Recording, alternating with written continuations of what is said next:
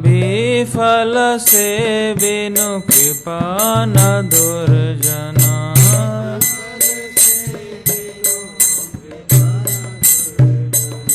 चपल सुख लब लागी रे।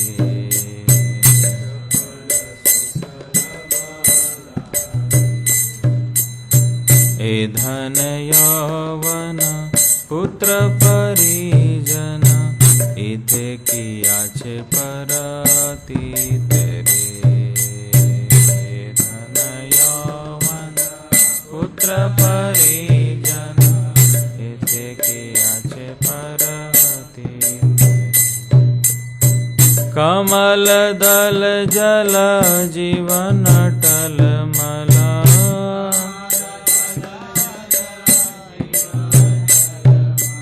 कमल दल जल जीवन टलमला।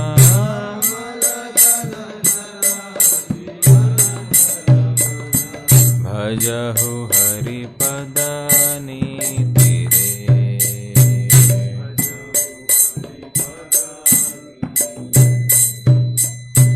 श्रवण कीर्तन स्मरण वंदन, पाद सेवन दास्य रे।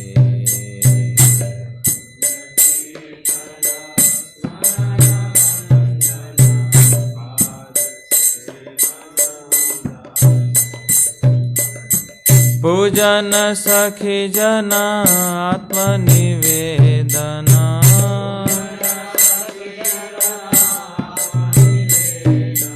पूजन सखी जन आत्मनिवेदना।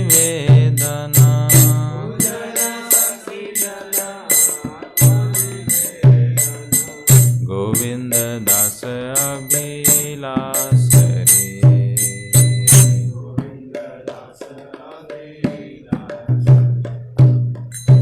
गोविंद दास अभिलाष रे।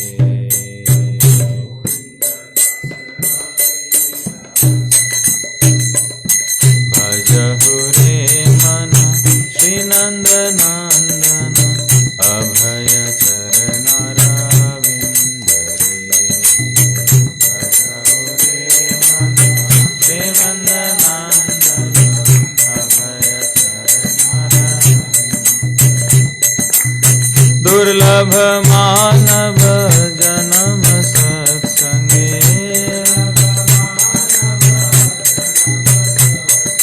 दुर्लभ मानव जन्म सत्संगे।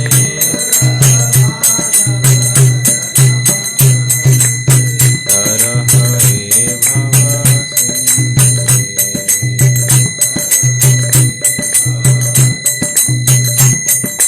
हरे कृष्णा कृष्ण कृष्ण हरे हरे, हरे राम राम राम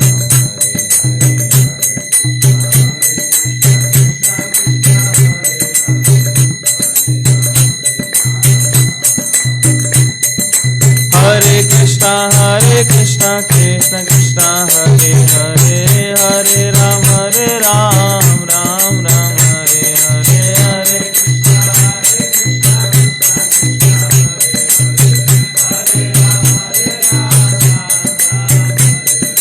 हरे कृष्णा कृष्ण कृष्ण हरे हरे, हरे राम राम राम हरे हरे।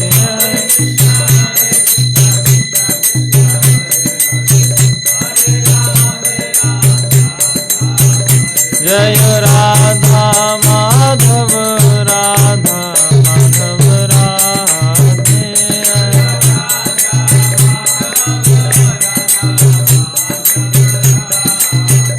जय गौरानिताय गौरानिताय गौरानिताय, जय गौरानिताय।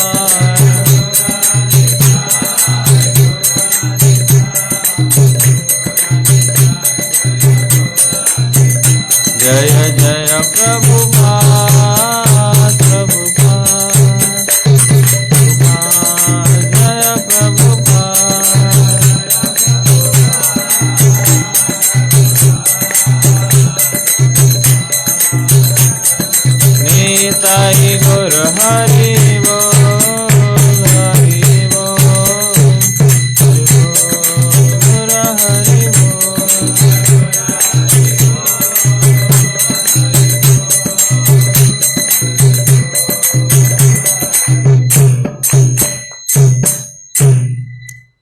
राधा माधव की, श्री श्री गौर निताय की।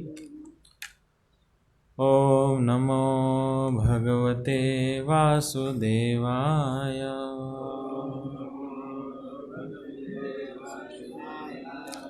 ओम नमो भगवते वासुदेवाय।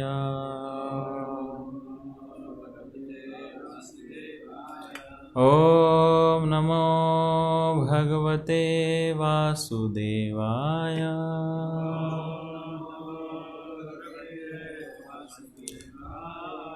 ग्रंथराज श्रीमद् भागवतम स्कंद संख्या 4 अध्याय 24। अध्याय का नाम शिवजी द्वारा की गई स्तुति का गान। श्लोक संख्या 36। नमो नमो अनुरुद्धाय ऋषिकेशेन्द्रियात्मने नमः परमहंसाय पूर्णाय निवृत्तात्मने। नमो नमो अनिरुद्धाय ऋषिकेशेन्द्रियात्मने नमः परमहंसाय पूर्णाय निवृत्तात्मने। नमो नमो अनिरुद्धाय ऋषिकेशेन्द्रियात्मने नमः परमहंसाय पूर्णाय निवृत्तात्मने।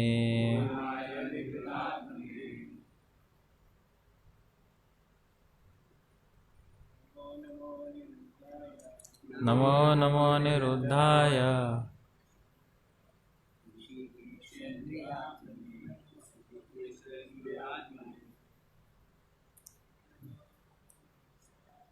नमो परमहंसाय पूर्णाय निवृत्तात्मने। नमो नमो अनिरुद्धाय ऋषिकेशेन्द्रियात्मने नमः परमहंसाय पूर्णाय निवृत्तात्मने।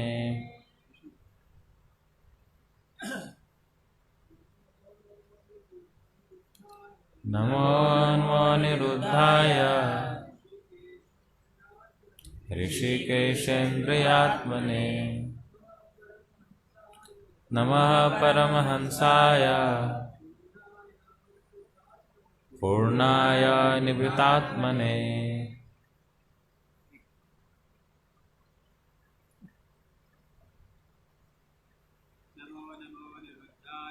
नमो नमो अनिरुद्धाय ऋषिकेशेन्द्रियात्मने नमः परमहंसाय पूर्णाय निवृत्तात्मने। धन्यवाद। तो इसका शब्दार्थ, सरलार्थ और तात्पर्य श्रील प्रभुपाद जी के द्वारा। श्रील प्रभुपाद की नमः, आपको नमस्कार है। नमः, नमस्कार है। अनिरुद्धाय, अनिरुद्ध को। ऋषिकेश, इंद्रियों के स्वामी। इंद्रिय आत्मने, इंद्रियों के नियामक को। नमः, नमस्कार है। परमहंसाय, परमहंस को। पूर्णाय, परम पूर्ण को। निवृत्त आत्मने, उसे जो इस जगत से अलग स्थित है। हे परम अधिष्ठाता अनिरुद्ध रूप भगवान, आप इंद्रियों तथा मन के स्वामी हैं, अतः मैं आपको बारंबार नमस्कार करता हूँ। आप अनंत तथा साथ ही साथ संकर्षण कहलाते हैं, क्योंकि अपने मुख से निकलने वाली धधकती हुई अग्नि से आप सारी सृष्टि का संहार करने में समर्थ हैं। तात्पर्य, ऋषिकेन्द्र आत्मने, मन इंद्रियों का स्वामी है और अनिरुद्ध मन के अधिष्ठाता है। भक्ति करने के लिए मन को कृष्ण के चरण कमलों में स्थिर करना होता है। अतः शिवजी मन के अधिष्ठाता अनिरुद्ध से प्रार्थना करते हैं कि वे प्रसन्न हों, जिससे उनका मन भगवान के चरण कमलों में लगे। भगवद गीता 9वें अध्याय के 34 श्लोक में कहा गया है, मन मना भव मद भक्तो मद्याजी माम नमस्कुरु। भक्ति करने के लिए मन को भगवान के चरण कमलों के ध्यान में लगाना होता है। भगवद गीता 15वें अध्याय के 15वें श्लोक में यह भी कहा गया है, मतः स्मृति ही ज्ञानम अपौनहम च। भगवान से ही स्मृति, ज्ञान तथा विस्मृति आते हैं। अतः यदि भगवान अनिरुद्ध प्रसन्न हो जाए तो भगवान की भक्ति में मन लगाने में सहायता मिलती है। इस श्लोक में यह भी इंगित है कि अनिरुद्ध अपने विस्तार स्वरूप से सूर्यदेव भी हैं। चूँकि सूर्यदेव भगवान अनिरुद्ध के ही विस्तार हैं, अतः इस श्लोक में शिवजी सूर्यदेव की भी स्तुति करते हैं। भगवान कृष्ण अपने चतुर्मुखी विस्तार वासुदेव, संकर्षण, प्रद्युम्न तथा अनिरुद्ध के कारण मानसिक क्रियाओं, सोचना, अनुभव करना, इच्छा करना तथा कर्म करना के भी स्वामी हैं। शिवजी अनिरुद्ध की सूर्यदेव के रूप में स्तुति करते हैं, जो बाह्य भौतिक तत्वों के अधिष्ठाता है, जिनसे यह शरीर बनता है। श्री विश्वनाथ चक्रवर्ती ठाकुर के अनुसार परमहंस शब्द सूर्य देवता का अन्य नाम है। यहाँ पर सूर्यदेव को निवृत्तात्मने कहकर संबोधित किया गया है, जो इस बात का सूचक है कि वर्षा के द्वारा वो विभिन्न लोकों का पालन करते हैं। सूर्यदेव समुद्रों के जल के भाप में बदल कर बादल बन जाते हैं और फिर जल को सारी भूमि पर वितरित करते हैं। पर्याप्त वर्षा होने से अन्न उत्पन्न होता है, जिससे प्रत्येक लोक के जीवों का भरण पोषण होता है। सूर्यदेव को भी यहाँ पूर्ण कहा गया है, क्योंकि सूर्य से निश्चित किरणों का कोई अंत नहीं है। सृष्टि के प्रारंभ से ही करोड़ों वर्षों से सूर्यदेव बिना किसी कमी के ताप तथा प्रकाश प्रदान करते हैं। परमहंस शब्द उन व्यक्तियों के लिए प्रयुक्त होता है जो पूर्ण रूप से विमल हैं। जब प्रचुर सूर्य प्रकाश धूप होता है तो मन स्वच्छ तथा पारदर्शी रहता है। दूसरे शब्दों में सूर्यदेव जीवात्मा के मन को परमहंस पद पर स्थित होने में सहायक होते हैं। शिवजी अनिरुद्ध से अपने ऊपर दयालु होने की प्रार्थना करते हैं, जिससे उनका मन सदैव विमल रहे और भगवान की भक्ति में लगा रहे। जिस प्रकार अग्नि समस्त मलिन वस्तुओं को शुद्ध करती है, उसी प्रकार सूर्य भी प्रत्येक वस्तु को शुद्ध बनाता है। विशेष रूप से मन के मैल को शुद्ध करता है, जिससे मनुष्य आत्मज्ञान प्राप्त करने के स्तर पर उठ जाता है। ओम अज्ञानतिमिरन्धस्य ज्ञानञ्जनशलाकया चक्षुरुन्मिलितं येन तस्मै श्रीगुरुवे नमः। श्रीचैतन्यमनोभीष्टं स्थापितं येन भूतले स्वयं रूपः कदा मह्यं ददाति स पदान्तिकम्। वन्देऽहं श्रीगुरो श्रीयुतापदकमलं श्रीगुरून् वैष्णवांश्च श्रीरूपं साग्रजातं सहगण रघुनाथान्वितं तं सजीवं साद्वैतं सावधूतं परिजनसहितं कृष्णचैतन्यदेवं श्रीराधा कृष्णपादान् सहगण ललिता श्रीविशाखान्वितांश्च। हे कृष्णा करुणा सिंधु दीनबंधु जगत्पते गोपेश गोपिकाकांत राधाकांत नमस्तुते। तप्त कांचन गौरांगी राधे वृंदावनेश्वरी वृषभानुसुते देवी प्रणमामि हरिप्रिये। वाञ्छाकल्पतरुभ्यश्च कृपा सिन्धुभ्येव च पतितानां पावनेभ्यो वैष्णवेभ्यो नमो नमः। जय श्री कृष्ण चैतन्य प्रभु नित्यानंद श्री अद्वैत गदाधर श्रीवासादि गौरभक्तवृंद। हरे कृष्णा कृष्णा कृष्णा हरे हरे, हरे राम राम राम हरे हरे। नमो विष्णुपादाय कृष्णपृष्ठाय भूतले श्रीमते भक्तिवेदांत स्वामिनिति नामिने। नमस्ते सारस्वते देवे गौरवाणी प्रचारिणे निर्विशेष शून्यवादी पाश्चात्य देशतारिणे।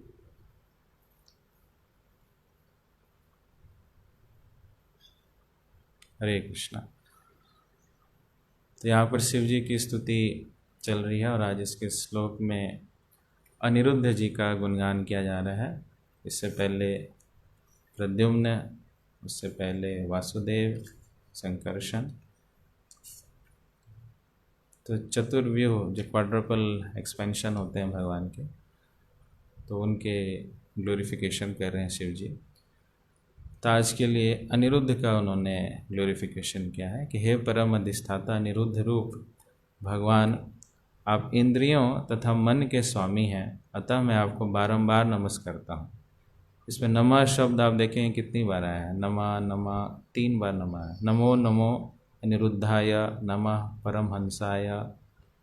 तो बारंबार वो उनको प्रणाम कर रहे हैं। Again and again he is paying obeisances. मैं बारंबार प्रणाम करता हूँ।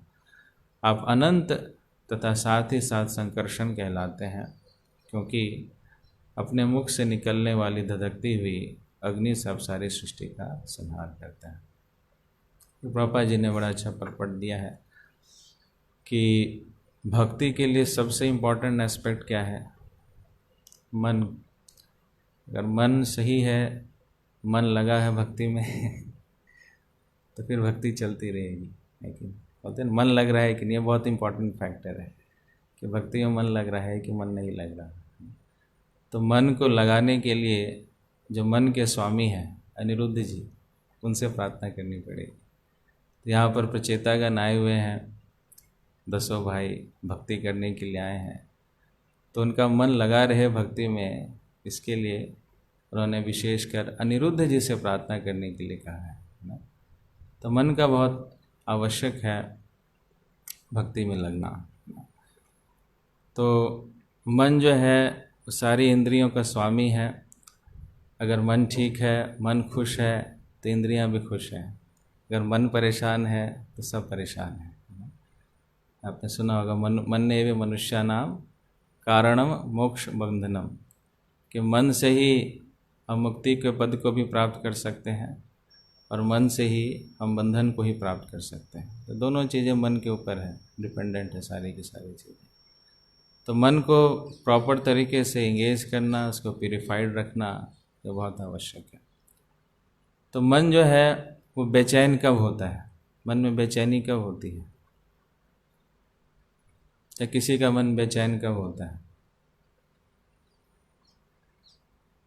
किसी का मन बेचैन हुआ आज तक कभी? हाँ, कितनों का कभी मन बेचैन हुआ है? सबका हुआ है। तो मन में बेचैनी कब होती है? हाँ हाँ, जब उसमें भौतिक विचार आते हैं। तो रेस्टलेसनेस का डायरेक्ट प्रोपोर्शन है या डायरेक्ट उसका रिलेशन है, करस्पॉन्डेंस है किसके साथ? मेटेरियल डिज़ायर्स के साथ। तो मनसीजम, जितने भी मेटेरियल डिज़ायर्स होते हैं, उसका जो मतलब उसका जो प्रादुर्भाव है वो क्या है? Mental speculation. मेटेरियल डिज़ायर्स अपने आप नहीं आता है, पहले स्पेकुलेशन आता है, कल्पना आती है, मानसिक कल्पना। तो मानसिक कल्पना के बाद ही भौतिक इच्छाएं आती हैं। तो मानसिक कल्पना किस प्रकार से होती है? उसके आसपास जो भी चीज़ है उसके आधार पर वो कल्पना करने लगता है ना।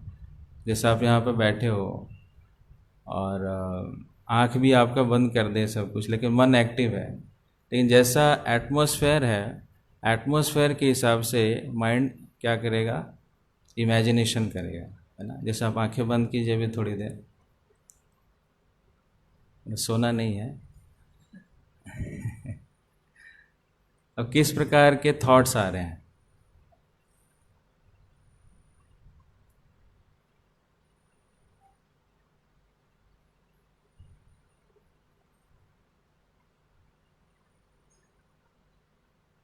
ठीक है, आंखें खोलो, कोई अपना एक्सपीरियंस बताएगा, व्हाट टाइप ऑफ थॉट्स उनके मन में आए?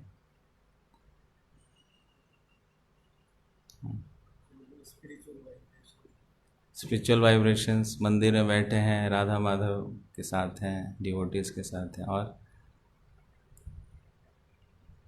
पंखे की आवाज़, पंखा घूम रहा है ना, इस तरह की, और स्पीकर क्या बोलने जा रहे हैं, अब क्या होगा इसके बाद, है ना।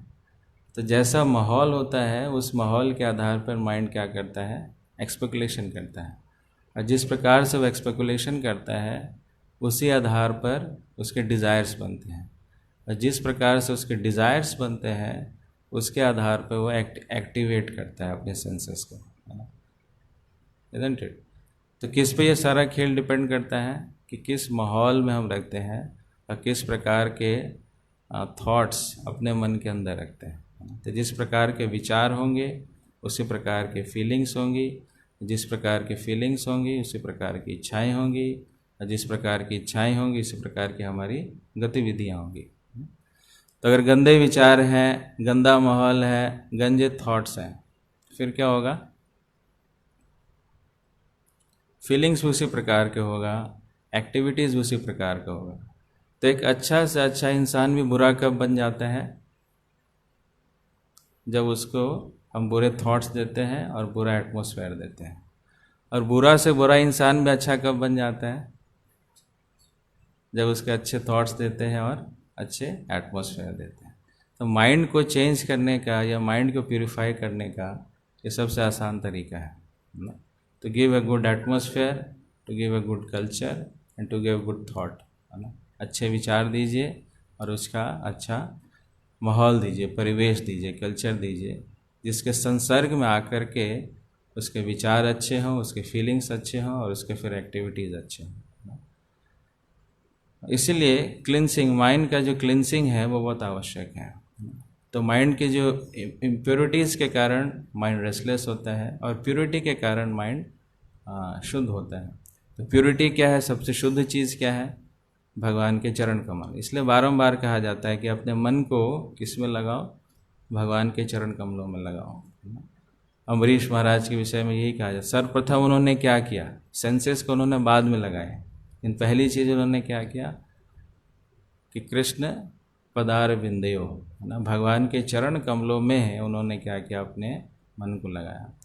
कृष्ण भी यही कहते हैं, मन मना भव मद भक्तो मद्या जी माम नमस्करो, अपने मन को क्या करो, मेरे ऊपर लगाओ, क्योंकि भगवान ही ऐसे परम शुद्ध व्यक्ति हैं जो कि हमारे मन को शुद्ध कर सकते हैं, है ना। उनके विषय में क्या कहा गया है, वो अपाप विद्धम है। अपाप विद्धम का मतलब है वो जहाँ भी जाएंगे वहाँ का सारा जो चीज़ है वो क्या हो जाएगा, वो शुद्ध हो जाएगा। पाप उनको कभी टच कर ही नहीं सकती है, या पाप उसको टच भी करती है तो वो शुद्ध हो जाती है। जिस प्रकार के सूर्य की किरणें जहाँ भी जाती है उस स्थान को स्वच्छ कर देती है, वैसे ही भगवान जहाँ भी जाते हैं, किसी भी रूप में जाते हैं, अपने विग्रह के रूप में जाते हैं, नाम के रूप में जाते हैं, प्रसाद के रूप में जाते हैं, कथा के रूप में जाते हैं, भक्तों के संग के रूप में जाते हैं, कीर्तन के रूप में जाते हैं, किसी भी रूप में वो जाते हैं। जो भी भगवान के इस रूप के संसर्ग में आता है उसका निश्चित रूप से शुद्धिकरण होता है। तो प्यूरिफिकेशन का सबसे साधारण, सबसे सरल तरीका है भगवान के जितने भी फॉर्म्स हैं सभी फॉर्म्स के साथ कांस्टेंट टच में रहना। और इम्प्योर होने का सबसे आसान तरीका क्या है कि भगवान के अलावा जो भी चीज़ें हैं उसके संसर्ग में रहना। भगवान से जो भी चीज़ें रिलेटेड नहीं हैं, जो कि कृष्ण से संबंधित नहीं है, अगर उसका कोई संसर्ग करता है तो निश्चित रूप से वो क्या होगा, अपने आप को अशुद्ध कर रहा होगा।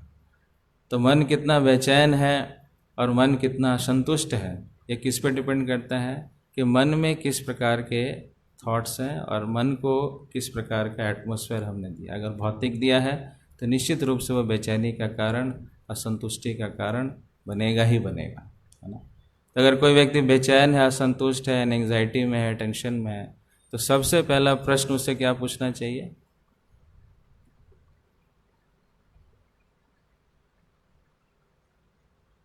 फर्स्ट क्वेश्चन क्या होगा उसका, सबसे पहला प्रश्न उससे क्या पूछना चाहिए कि नींद की गोली ले लो, है ना, नींद नहीं आ रही, नींद की गोली ले लो, या नया मोबाइल ले लो, उसमें बहुत सारे वीडियोज़ हैं, ये हैं, यूट्यूब है, फेसबुक है, तुम्हारा मन बहल जाएगा। तो क्या मन बहलाने वाली चीज़ों को देख करके, मनोरंजन की चीज़ों को देख करके क्या मन कभी शांत होगा? क्यों नहीं शांत होगा? क्योंकि वो उसको और बढ़ाएगा ही, कम नहीं करेगा, एग्रावेट ही करेगा, है ना। जैसे अग्नि में हम घी डालेंगे तो अग्नि हमेशा बढ़ेगी या कम होगी? बढ़ेगी, बढ़ेगी। तो इसी प्रकार से मनोरंजन के साधन देने से कभी भी मन संतुष्ट और शांत नहीं होगा। वास्तविक रूप से जो मन संतुष्ट और शांत होगा वो भगवान की गतिविधियों और भगवान के जो डिफरेंट रूप हैं उसके सानिध्य को प्राप्त करके ही मन क्या होगा? संतुष्ट होगा और शांत होगा। लेकिन लोगों को यह पता नहीं है। लोग क्या समझते हैं? मन बेचैन है तो मन बहलाओ जी। कैसे मन बहलाओ? तो ये करके वो करके इधर उधर जा करके मन, लेकिन मन बहलता नहीं है। थोड़ी देर के लिए इधर उधर हो जाते हैं, लेकिन फिर से और समस्याओं के साथ आ जाते हैं, है ना। तो इसलिए यहाँ पर मन को संयमित करने की बात कही गई है। और अगर मन भगवान के विषय में नहीं लगा है तो वह शत्रु की तरह कार्य करता है। जैसे भगवान भगवत गीता में खुद बतलाते हैं कि जिसका मन संयमित नहीं है उसका मन किसके समान है? शत्रु की तरह। और शत्रु का काम क्या होता है? शत्रु क्या करता रहता है? हाँ, सही मौका देकर हमला करता है। हमेशा उसकी प्लानिंग चल रही होती है। किस विषय में? इसको कैसे डिस्टर्ब किया जाए, इसको कैसे परेशान किया जाए। वो असली शत्रु है, हमेशा सोचता रहता है। जैसे कंस था भगवान का परम शत्रु, रावण था भगवान का परम शत्रु। तो 24 घंटे वो क्या सोचता रहता था कि कैसे क्षति पहुंचाई जाए, कैसे कृष्ण को मारा जाए, कैसे राम को मारा जाए, इस प्रकार से। तो एक जो वर्स्ट एनिमी होता है, एक एनिमी होता है वो कभी कभी सोचता है, एक वर्स्ट एनिमी होता है जो 24 घंटे सोचता है। तो जो अनकंट्रोल्ड माइंड है उसकी तुलना किसके साथ की गई है? गुड एनिमी के साथ या वर्स्ट एनिमी के साथ? अच्छा दुश्मन या बुरा दुश्मन? दुश्मन तो है ही, अच्छा है या बुरा? वर्स्ट एनिमी से उसका कंपैरिजन वर्तते आत्मशत्रुवत, शत्रु की तरह कार्य करता है वर्स्ट एनिमी। तो कैसा मन वर्स्ट एनिमी की तरह कार्य कर रहा है? जिसका मन संयमित नहीं है। तो क्या क्या कर सकता है? वो हमेशा प्लानिंग कर सकता है, परेशान कर सकता है, टांग खींच सकता है, नीचे गिरा सकता है, गुस्से में ला सकता है, प्राइड में ला सकता है। बहुत सारी चीज़ ऐसे करेगा जिससे हम परेशान ही रहेंगे, है ना। इसलिए ज़्यादातर लोग अभी देखते हैं हम, मैक्सिमम लोग क्या हैं? परेशान हैं, दुखी हैं, चिंतित हैं। कारण क्या है? क्योंकि वह ऐसे शत्रु के साथ रह रहे हैं जो कि उसका कांस्टेंट कंपेनियन है।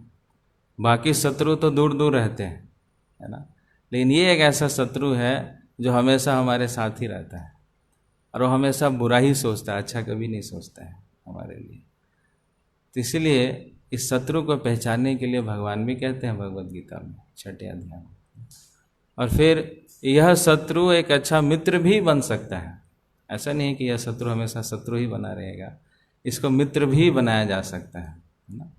जैसे कई जंगली पशु होते हैं तो उनको अभ्यास के माध्यम से और वैराग्य के माध्यम से टेम किया जाता है। देखा ना, जो शेर होता है या हाथी होता है, इनको टेम कैसे करते हैं, है ना।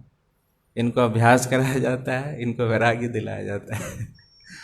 तो कैसे इनको अभ्यास और वैराग्य दिलाया जाता है ना। शेर होता है, उसको खाने के लिए, है ना, जब उसको बहुत भूख लगी तो थोड़ा सा कुछ दे दिया जाएगा, है ना। उसको बांध करके, पीट करके उसको आग में से कैसे घुसाया, मतलब कूदना पड़ेगा, फिर ऐसे घूमना पड़ेगा। तो बहुत सारी चीज़ों की वो ट्रेनिंग देते हैं। तो एक शक्तिशाली शेर को भी ट्रेन कर देते हैं। किसके माध्यम से? प्रैक्टिस एंड रिनंसिएशन, जो कि भगवान भगवद गीता में कहते हैं, है ना। अभ्यासेन तु कौन्तेय वैराग्येन च गृह्यते। अभ्यास और वैराग्य के माध्यम से एक खूंखार जानवर भी क्या हो सकता है? टेम हो सकता है। उसी प्रकार से यह जो खूंखार जानवर है किसके साथ? हमारे साथ। कौन सा? Uncontrolled mind. यह भी कैसे टेम हो सकता है? इन दो चीज़ों से, practice and renunciation. So what to practice and what to renounce. तो कौन सी चीज़ों को प्रैक्टिस करना और कौन सी चीज़ों का वैराग्य धारण करना।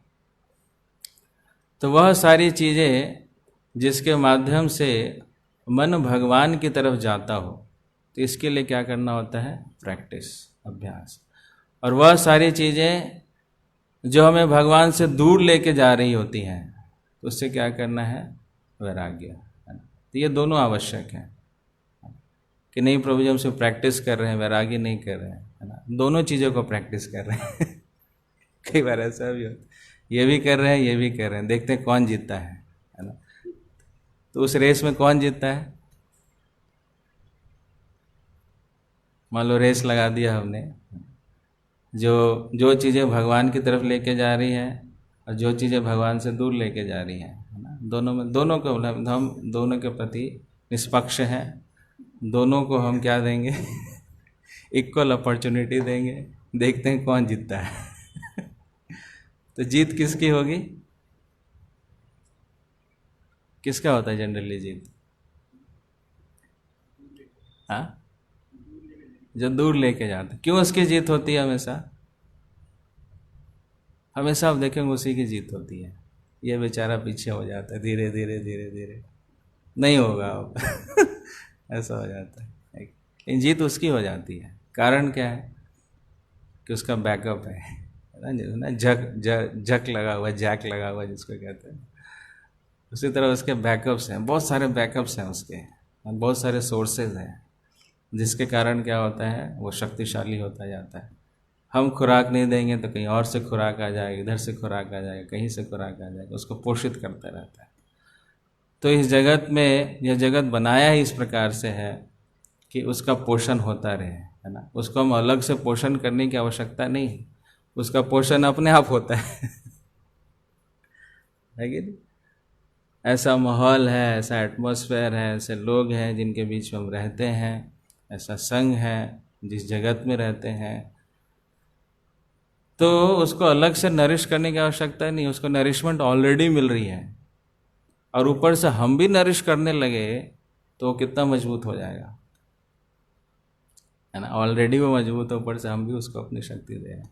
इसलिए जीत हमेशा किसकी होती है, देखें जो अनब्रिडल्ड माइंड है उसी की हमेशा जीत होती है, उस पक्ष की हमेशा जीत होती है।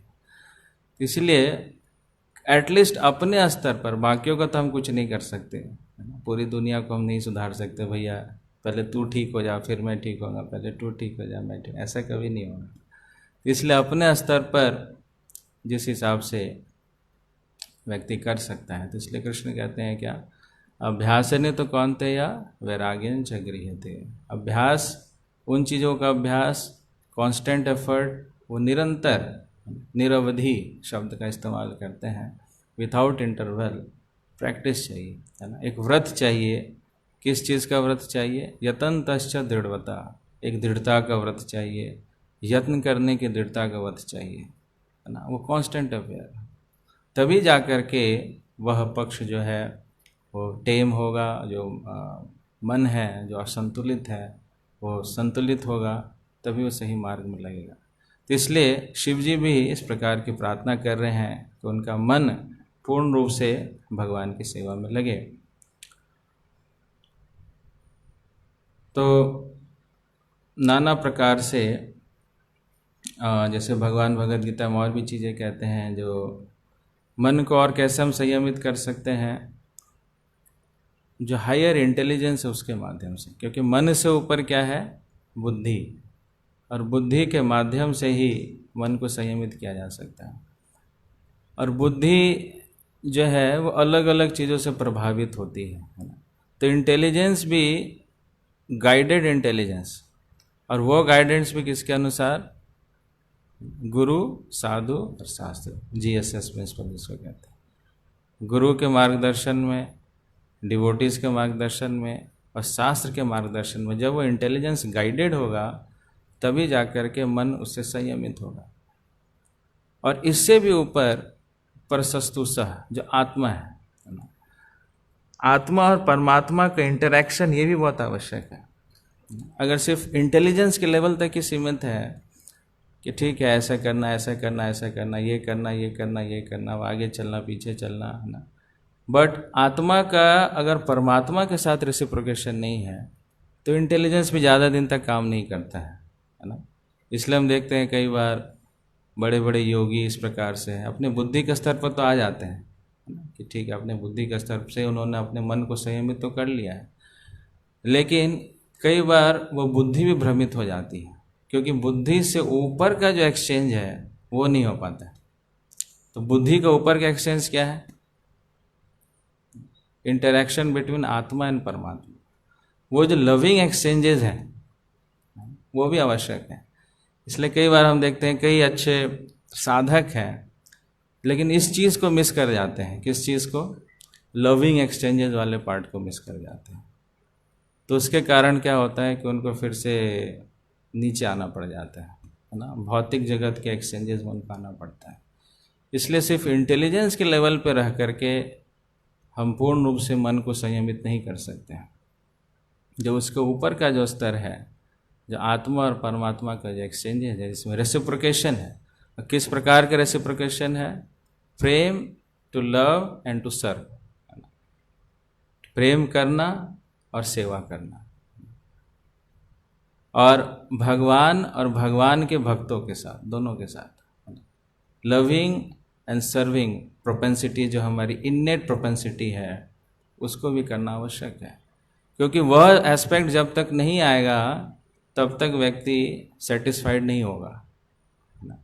सिर्फ दाएं मुड़ दाएं मुड़े, बाएं मुड़ बाएं मुड़े, सीधा चले, आगे बढ़, पीछे मुड़ पीछे, यू टर्न, तो इससे काम नहीं चलेगा। That is okay, but for what? किस पर्पस के लिए हम ये सारी चीज़ें कर रहे हैं?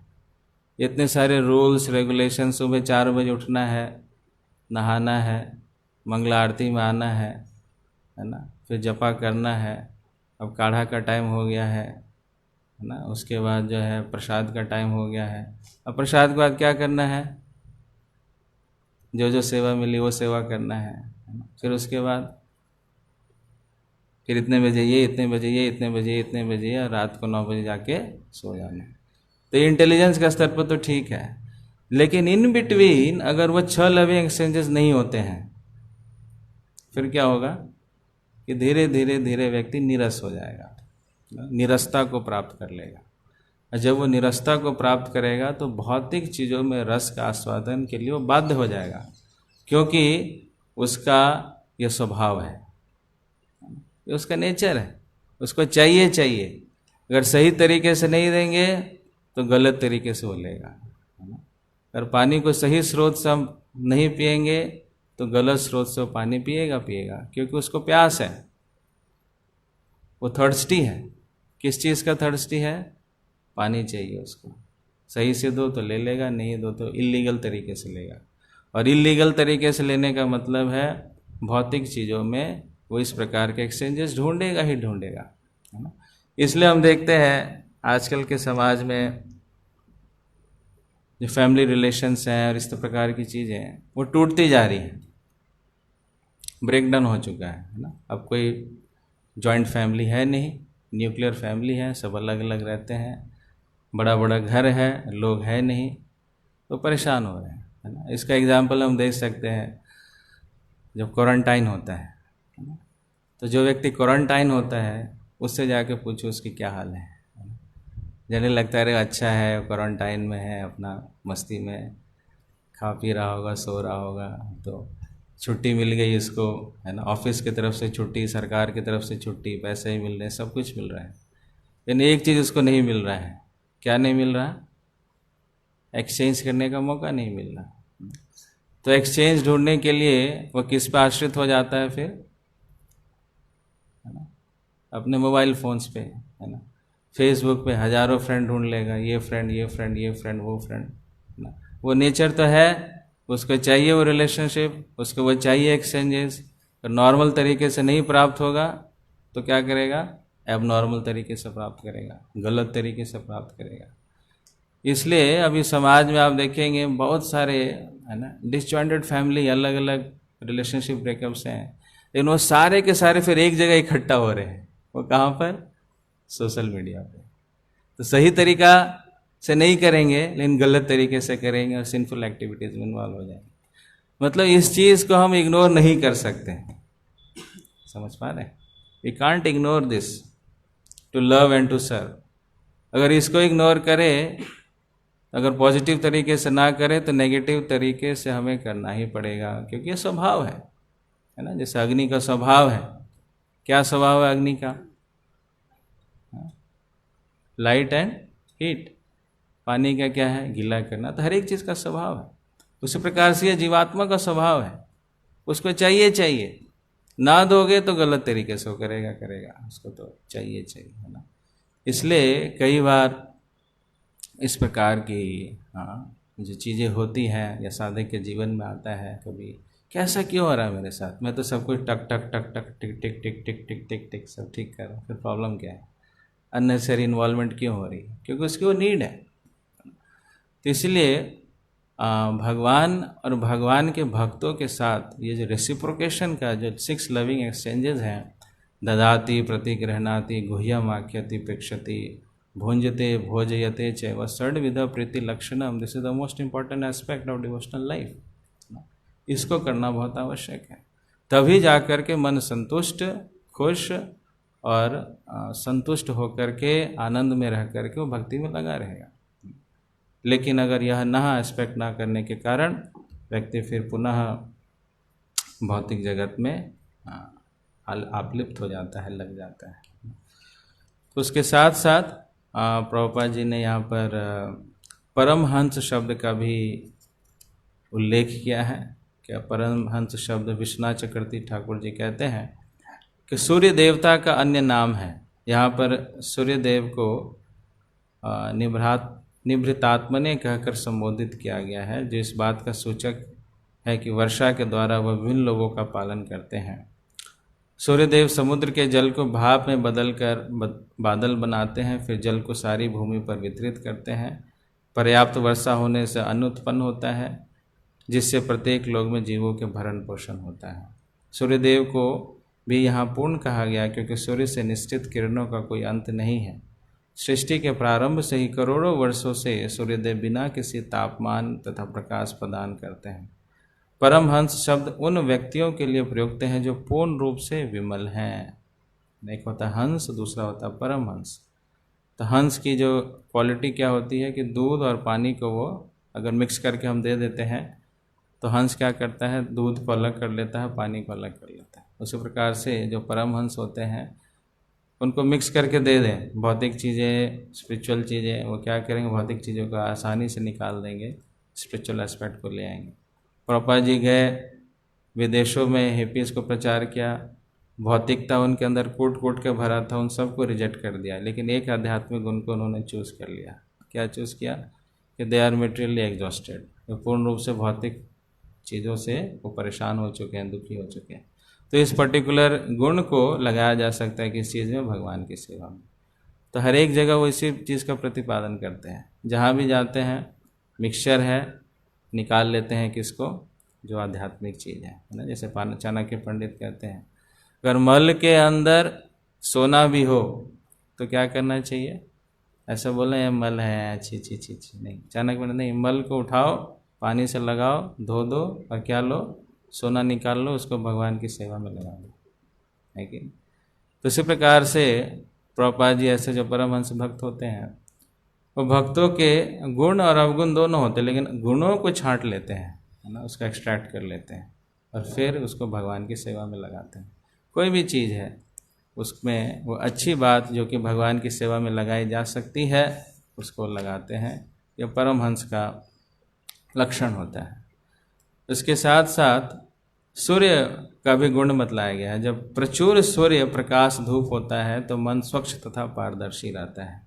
अब जिस दिन देखेंगे कि बहुत सनलाइट है, अच्छा धूप निकला हुआ, खिला धूप है, तो मन भी क्या हो जाता है, प्रसन्न चित्त हो जाता है। लेकिन और जब अंधकार होता है, बादल छाए होते हैं, तो मन भी उदास हो जाते हैं, है ना।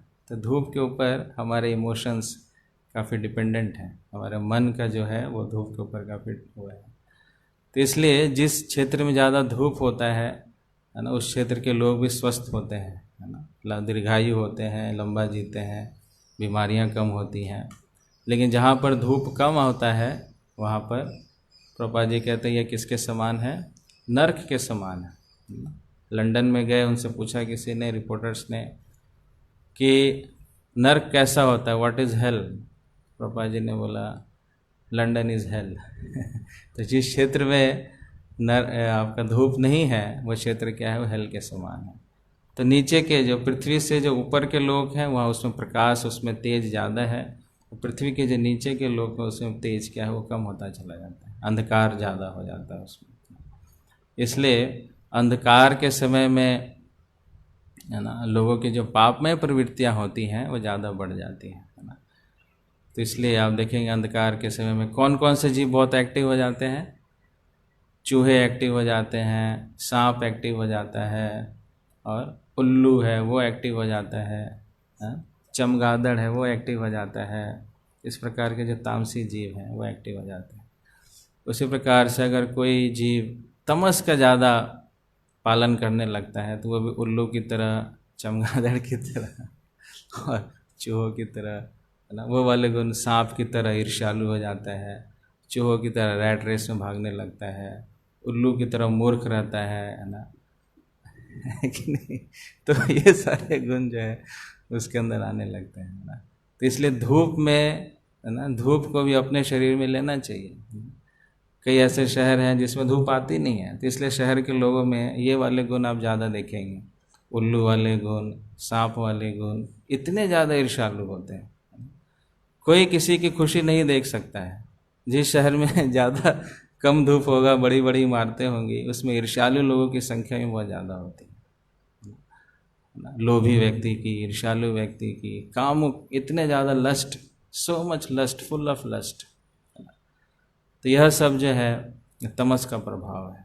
इसलिए जहाँ पे धूप वाला शहर हो, जो क्षेत्र हो, उसमें जा कर के थोड़ा समय बिताना चाहिए, धूप आना चाहिए, है ना। ऐसा नहीं कि हमेशा रूम के अंदर ही कैद रहे, है कि नहीं। ऑफिस, घर में बैठे वहाँ भी धूप नहीं लग रही है, ऑफिस में बैठे वहाँ भी धूप नहीं लग रही है, बेसमेंट में बैठे वहाँ भी धूप नहीं लग रही है ना, तो धूप आ ही नहीं रही कहीं से। तो बॉडी का इंटरेक्शन होना चाहिए किसके साथ? धूप के साथ। तो एक तो हमारा शरीर का भी प्यूरिफिकेशन होता है ना, जो कीड़े उड़े हैं, पसीने की बदबू है, वो सब भी ठीक हो जाती है। कपड़ों को भी धूप में लगाना चाहिए। अब देखें कई ऐसे कपड़े हैं जो आप धूप नहीं लगाओगे तो क्या हो जाएगा, उसमें फंगस, काला काला काला काला डॉट हो जाता है। लेकिन उसी को आप कपड़ों को धूप में डाल दो, कपड़े भी ठीक हो जाते हैं। तो धूप एक ऐसी शक्तिशाली चीज़ है जो मल को भी शुद्ध कर देती है ना, मूत्र को भी शुद्ध कर देती है ना। उसी प्रकार से अगर ये जो हमारा भौतिक शरीर है इसको भी शुद्ध करता है। सनशाइन का आना बहुत आवश्यक है। सिर्फ एसी में रह करके अपने आप को फुला रहे हैं जी, फूलते जा रहे हैं, गोरे बनते जा रहे हैं, कोई फ़ायदा नहीं है ऐसा। धूप में व्यक्ति रह कर काला भी हो रहा है तो शुद्ध हो रहा है, और एसी में रह कर गोरा भी हो रहा है तो शुद्ध कर रहा है अपने आप, क्योंकि प्यूरीफाइंग जो एलिमेंट है वो एसी नहीं है। प्यूरीफाइंग एलिमेंट क्या है? वो सनशाइन है ना। तो धूप का लगना आवश्यक है। धूप से पाचन शक्ति भी हमारी अच्छी होती है। मैं आपको आयुर्वेदा प्रिंसिपल बता रहा। अग्नि का जो एलिमेंट है हमारे पेट में वो धूप से ही आती है। तो धूप का सेवन करना इट्स गुड। और बोन्स ऑल्सो, हड्डियाँ भी हमारी मजबूत होती हैं, विटामिन डी होता है। तो इसलिए धूप आवश्यक है। तो जिस प्रकार से शिवजी अनिरुद्ध से अपने ऊपर दयालु होने की प्रार्थना करते हैं, जिसमें उनका मन सदैव विमल रहे और भगवान की भक्ति में लगा रहे, जिस प्रकार अग्नि समस्त मलिन वस्तुओं को शुद्ध कर देती है, उसी प्रकार से सूर्य भी प्रत्येक वस्तु को शुद्ध बनाता है। विशेष रूप से मन के मैल को शुद्ध करता है, जिससे मनुष्य आत्मज्ञान प्राप्त करने का स्तर पर उठ जाता है। तो मन को भी ये शुद्ध करता है धूप, सनशाइन। क्योंकि मन के जो अधिष्ठाता देव हैं वो कौन? अनिरुद्ध हैं। और जो सूर्य के जो देव हैं वो भी भगवान के एक्सपेंशन है, और वो भी कौन है? वो भी अनिरुद्ध जी के एक्सपेंशन है। इसलिए अगर हम सूर्य को प्रणाम भी करते हैं इस भाव से कि हमारा मन आप शुद्ध कीजिए, मलिनता से शुद्ध कीजिए, तो निश्चित रूप से उसका प्रभाव पड़ता है जिस प्रकार की शिव जी इस श्लोक में बतला रहे हैं। तो मन के विषय में है ना, इस प्रकार की बातें इस श्लोक में बताई गई हैं। ठीक है, किसी कोई प्रश्न है, कोई जिज्ञासा?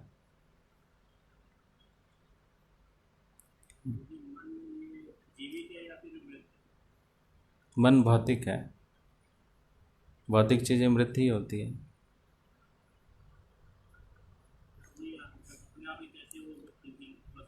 जैसे लैपटॉप आपका कैसे काम करता है? हाँ,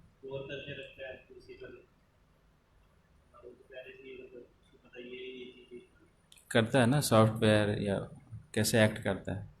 लेकिन उसमें आप क्या डालते हो तो एक्ट करता है? बिजली डालते हो ना। और बिजली नहीं डालोगे तो कितना अच्छा भी सॉफ्टवेयर है, कुछ भी है, तो काम करेगा? नहीं करेगा। उसी प्रकार से बिजली डलती है किसके अंदर? आत्मा में बिजली वो जो एक्टिवेट करती है किसको? मन को, बुद्धि, भौतिक शरीर, ये सारा एक्टिवेट तभी होता है जब उसमें आत्मा है, आत्मा की शक्ति है, तभी वो एक्टिव होता है। सोचने का जो काम है वो आत्मा ही करती है, थिंकिंग फीलिंग ये मन ही करता है। जैसे कई सारे काम आपके लैपटॉप करते ही हैं, इस हिसाब से आपने उसको प्रोग्रामिंग की हुई है। और प्रोग्रामिंग अच्छी कर दी है तो अच्छा फंक्शनिंग करेगा, प्रोग्रामिंग गंदा कर दिया है तो गंदा कर देगा, है ना। जैसे मान लीजिए आप गूगल में कुछ सर्च करते हैं ना, तो आपकी जैसे सर्च हिस्ट्री है उसी हिसाब से वो आउटपुट देता है कि नहीं? आपकी सर्च हिस्ट्री अलग हो सकती है, इनकी अलग हो सकती है ना? तो आपने जैसे पहले सर्च किया हुआ है उस हिसाब से वो फटाफट निकाल के दे देता है। लेकिन है तो सब निर्जीव ही, कोई भी वीडियो सजीव थोड़ी होती है ना। कोई भी जो भी चीज़ें हम ना देखते हैं वो सजीव थोड़ी है, सब तो टाइप्ड है या फिर फोटोज़ हैं, सब निर्जीव हैं, लेकिन वो कितने एक्टिव दिखते हैं, लेकिन तो उसी प्रकार से मन है। तो जिस प्रकार की हमारी सर्च हिस्ट्री होगी उस प्रकार से मन हमें निकाल निकाल के देखा, ये तुम्हारी सर्च हिस्ट्री है, ये लो, ये लो, ये लो, ऐसे। अगर अच्छी सर्च हिस्ट्री है तो अच्छी अच्छी चीज़ें निकाल के देगा, बुरी सर्च हिस्ट्री है तो गंदी चीज़ें निकाल के देगा। ये डिपेंड करता है कि हम सर्च क्या करते हैं। नहीं क्लियर हुआ?